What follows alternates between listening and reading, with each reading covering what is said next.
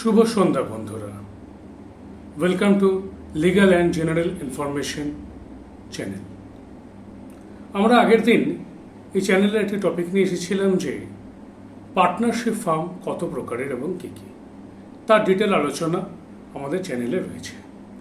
আজকে নিয়ে এসেছি সেটারই একটি সাবটপিক যে পার্টনারশিপ ফার্ম ফরমেশন করতে গেলে কী কী পদ্ধতিতে আমরা পার্টনারশিপ ফার্ম ফরমেশন করতে পারি, বা বলা ভালো পার্টনারশিপ ফার্ম আমরা তৈরি করতে পারি। কী কী পদ্ধতিতে করতে পারি আমরা সাধারণত দুভাবে আমরা পার্টনারশিপ ফার্ম তৈরি করতে পারি।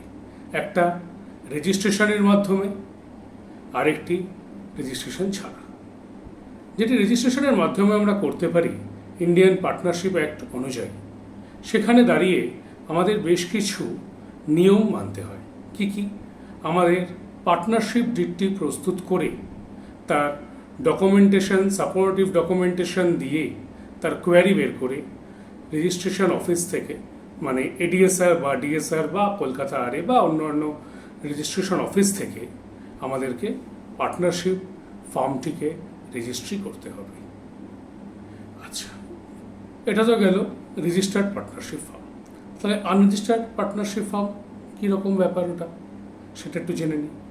আনরেজিস্টার্ড পার্টনারশিপ ফার্ম বলছে যে এই ক্ষেত্রে পার্টনারশিপ ডিডটিকে কোনো রকমের রেজিস্ট্রি অফিস থেকে রেজিস্ট্রি করবার প্রয়োজন নেই, রেজিস্ট্রেশন ছাড়াই চলবে। তাহলে কি করতে হবে?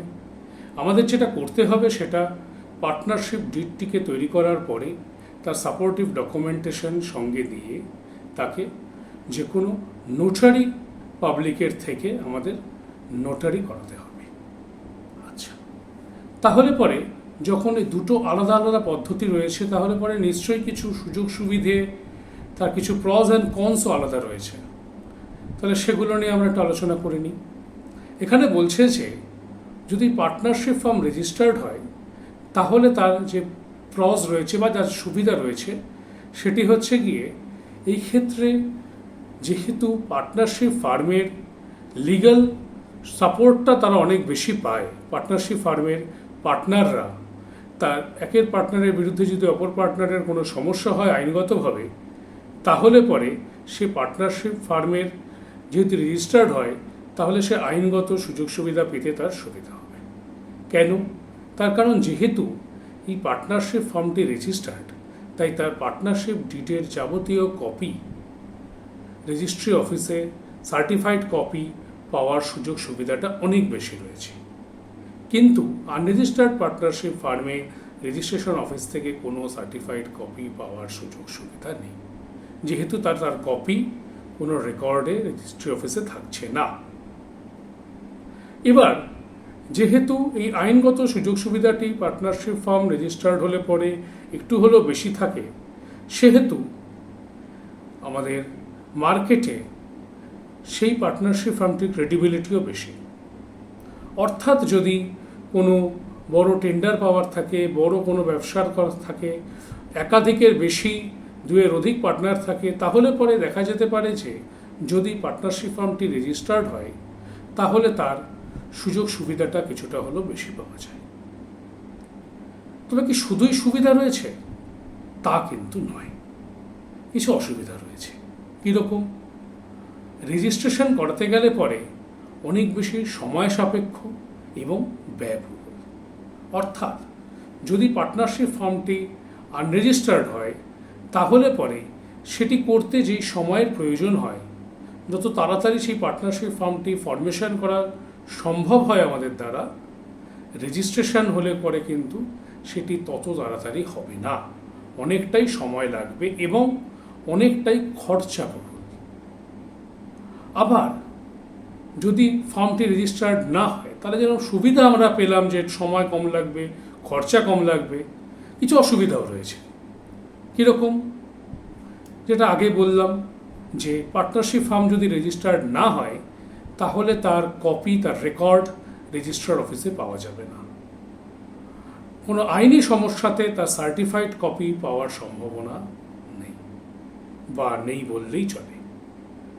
সেহেতু মার্কেটে কিন্তু আনরেজিস্টার্ড পার্টনারশিপ ফার্মের ক্রেডিবিলিটি কিছুটা হলেও কম।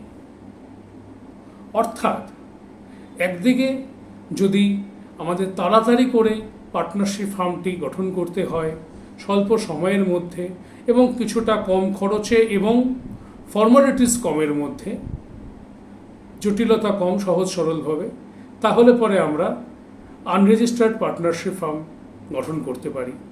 এটি কিন্তু আইনত কোনো অসুবিধা নেই, আইনত সম্পূর্ণ মান্যতা রয়েছে। আর যদি মনে হয় যে না আমরা একেবারে রেজিস্টার্ড করব, তাহলেও আমরা সেটা করতে পারি। তার যা যা করতে হবে সেগুলো আমরা এই ভিডিওতে আগে আলোচনা করে দিয়েছি। আজকের মতো আপাতত এখানেই শেষ।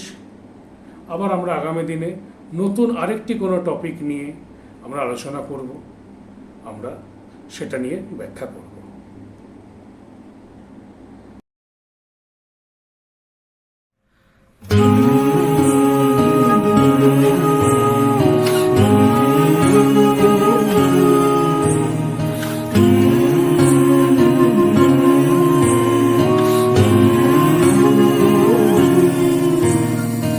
একটা মেয়ের গল্প তো নয়, এ আমাদের নামচারো, মুখের আঁচড় সবার গায়ে, তুমি শুধু নাও নিখোঁজ।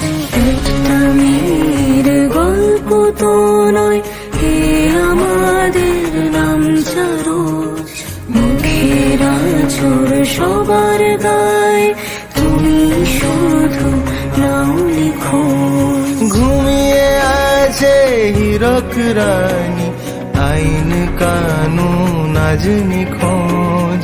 ওই যে শোনো জাগছে মানুষ, পথে প্রতিবাদের ভোজ। তোমার দিব্যি তোমার আনবো মোরা নতুন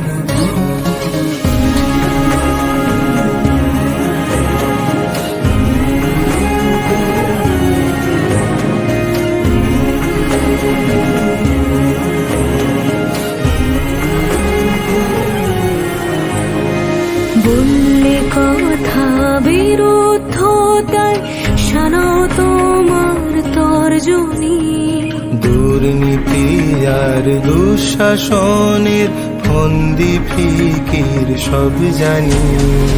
এই প্রতিবাদ থামবে না, আর চলছে আগুন আসমানি। মিছিল জুড়ে তোমার আমার স্বাধীনতার হাতছানি। ওই যে শোনো জাগছে মানুষ, পথে প্রতিবাদের ভোর।